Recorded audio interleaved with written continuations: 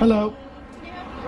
I'm the one that sent the email about the open records request, Okay. and then it got denied. Okay. That didn't sound good. But yeah, I was told over the phone that it was denied because it wasn't filled out properly. Right, right. They sent me that little email. Then did you get my email that I had sent you? They said that it was not complete. I don't know. Correct. If you can. Yeah, I think that's what it was. It said it wasn't complete. Right. And then over the phone, I think we had discussed that it needed to be signed. It needed to be. Yeah. Well, the thing is, it's an open records request under Texas Code, Texas Government Code 524. I don't have to provide my information to obtain the information. So with the information I put on there, I could put a fake name for for everybody, and it wouldn't matter. And so those are the kinds of arguments that you're seeing now. And that's an assertion that under the court's ruling, the AG has to say, well, okay, well, if you say so. Exactly. Right. So what would you had legislation on this point. Yeah. What would it have done? Well, what I thought was the beauty of my legislation was that Pride of authorship. Right? Was all it was going. What happened was we've operated under the Public Information Act for some time, Right. And it's really important, I think, for people to understand what the purpose of that was, and I'll get to my legislation, but I brought with me, because I want people to hear and know what it is we're talking about, is the policy of the Public Information Act. And it says, under the fundamental philosophy of the American constitutional form of representative government that adheres to the principle that government is the servant and not the master of the people, it is the policy of this state that each person is entitled, unless otherwise expressly provided by law, at all times to complete information about the affairs of government and the official acts of public officials and employees. And I can go on a little bit. The point being that we operate under a fundamental premise that the people ought to have access to this information.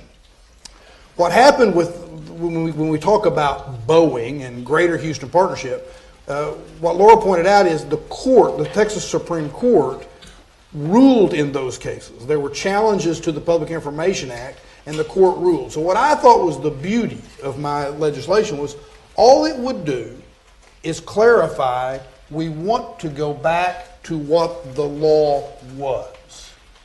Now, that stirred up a hornet's nest, because a lot of folks that will tell you, well, I'm really for open government. What they're saying to you is, I'm really for open government so long as it doesn't impact my business or doesn't impact what I'm trying to do. Hey, Authority Check. This is Andre, Horizon City News. Just making this video as an update as to what's going on with the record request that I made. And basically, you know, like I explained to you on our phone call a couple days ago, the government appears to be playing, any type of game they can to discourage or delay this open records request regarding this traffic stop. I don't know if they do that with all their open records requests, but they're definitely doing it with this one. So their latest tactic right now, from what I could see, is they're trying to play games with the costs.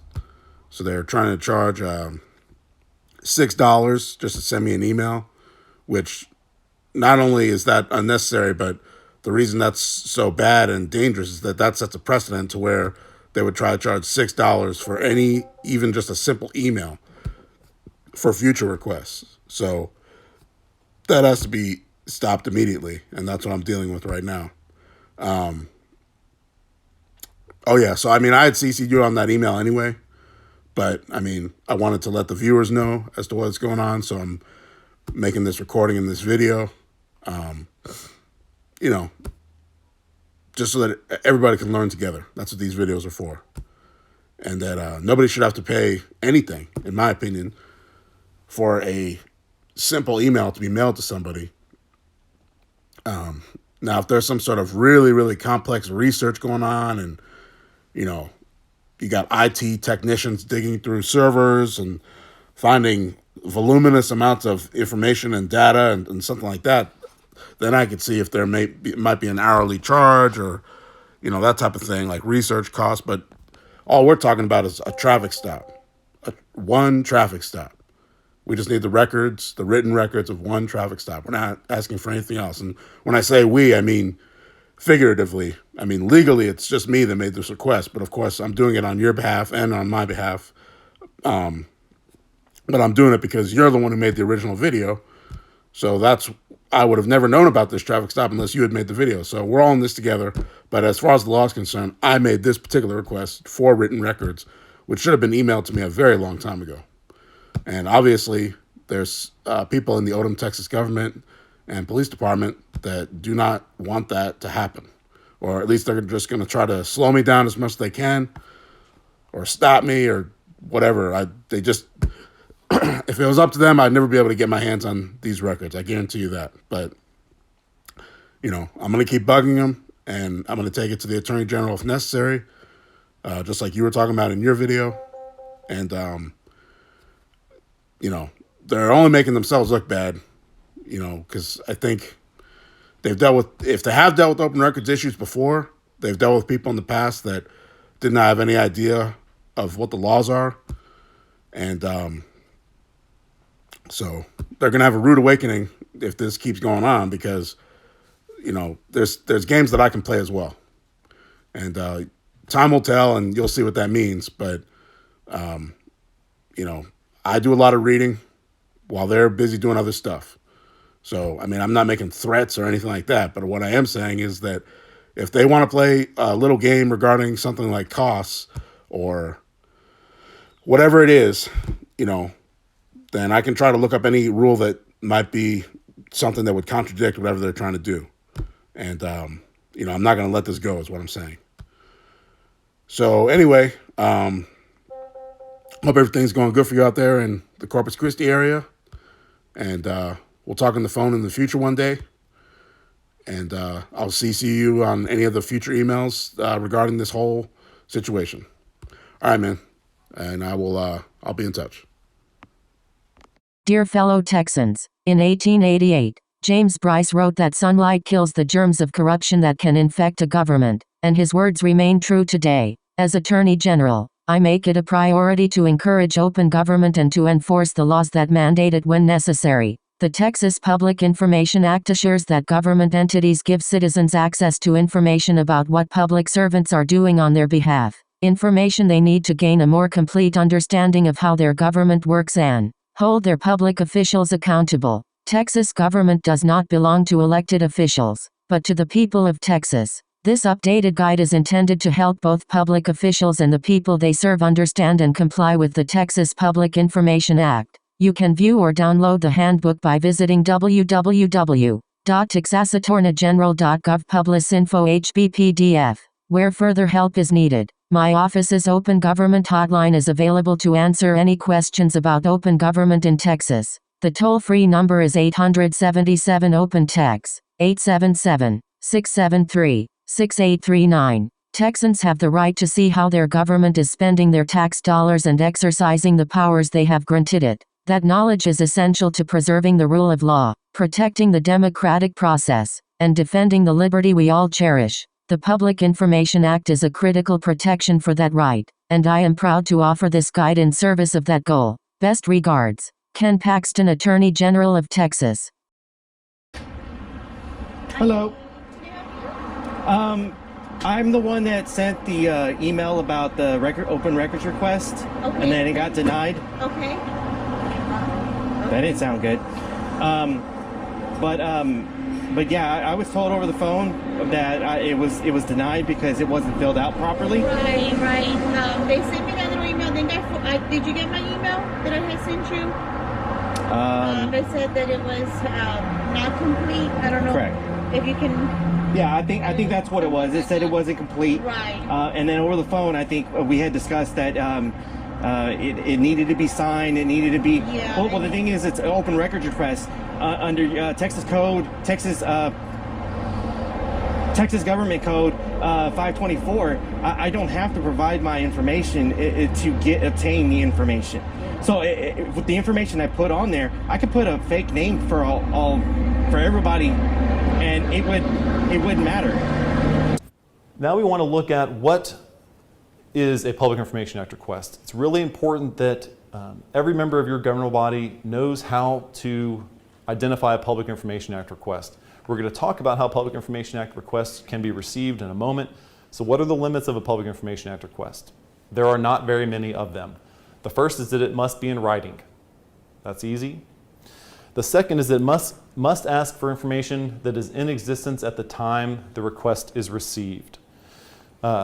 So take from that, you're not required to create new records in response to a Public Information Act request. You can. It often is beneficial to requesters to do that, and it can make it easier for your governmental body to do it, but you are not required to create new records. There's no requirement to answer questions.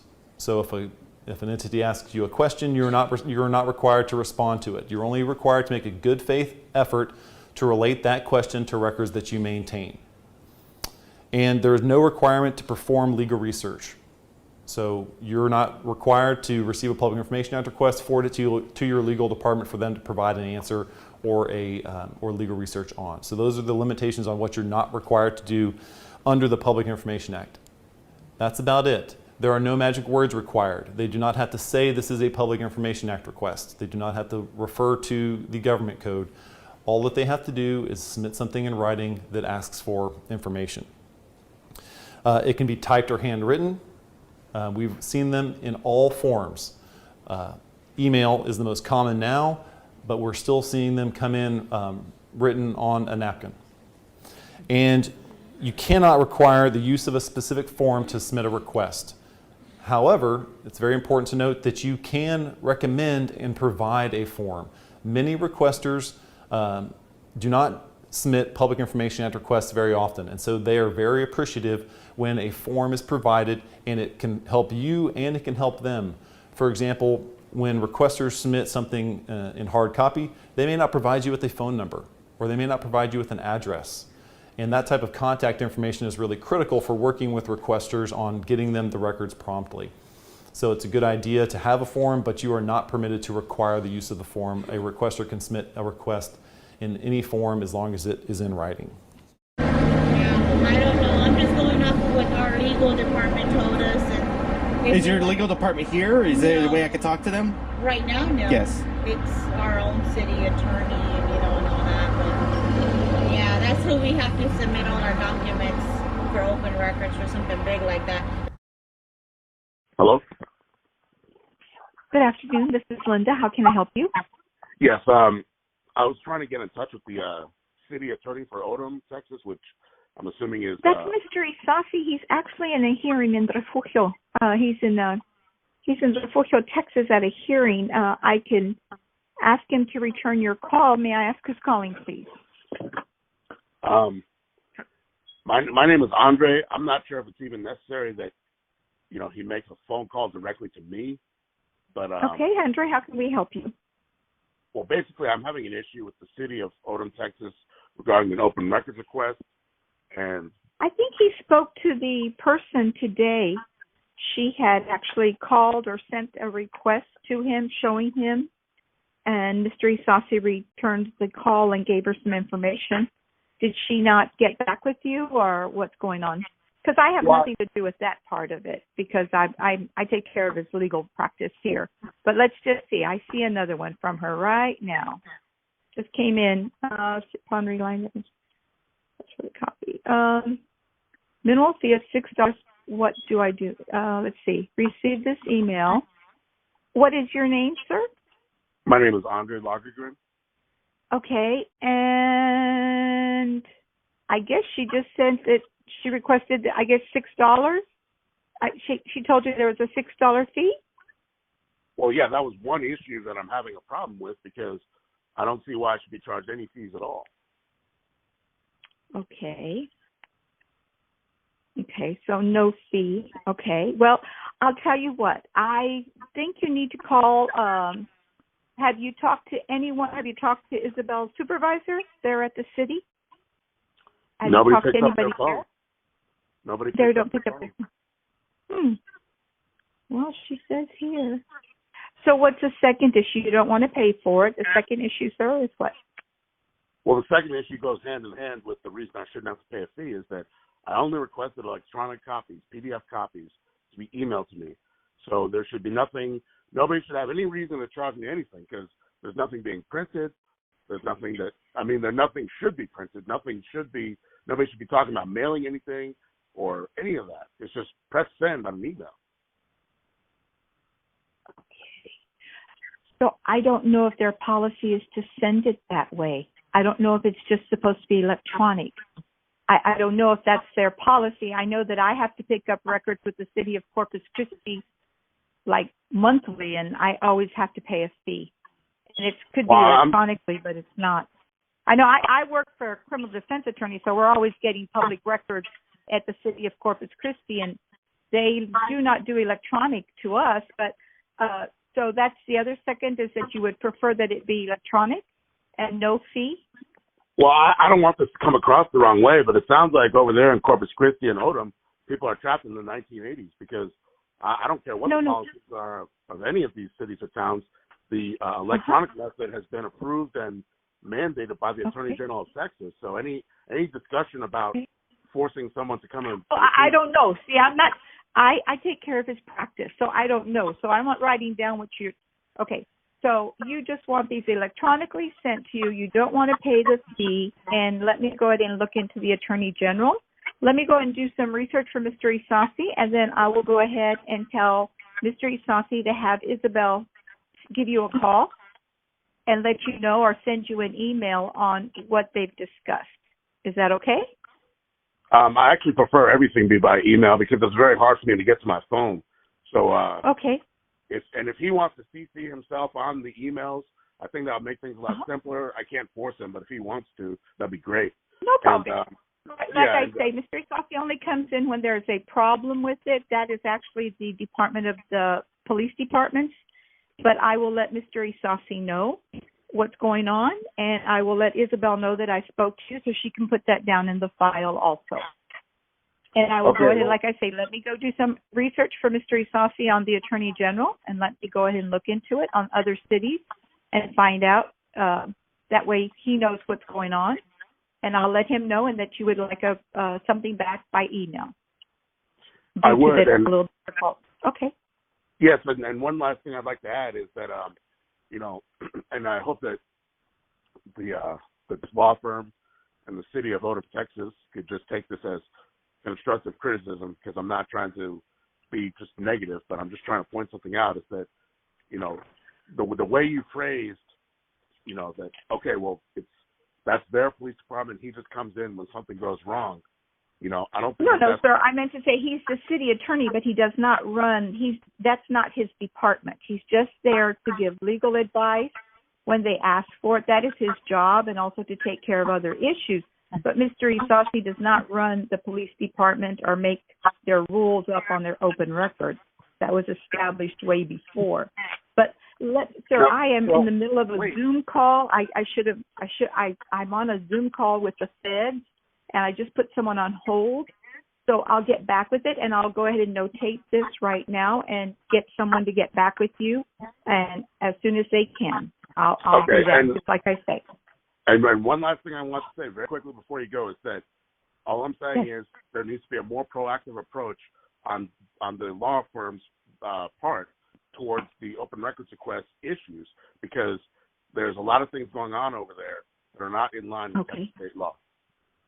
Okay, well, thank you very much, sir, and I will let Mr. Isasi know. Thank you. Thank you. Have a great day.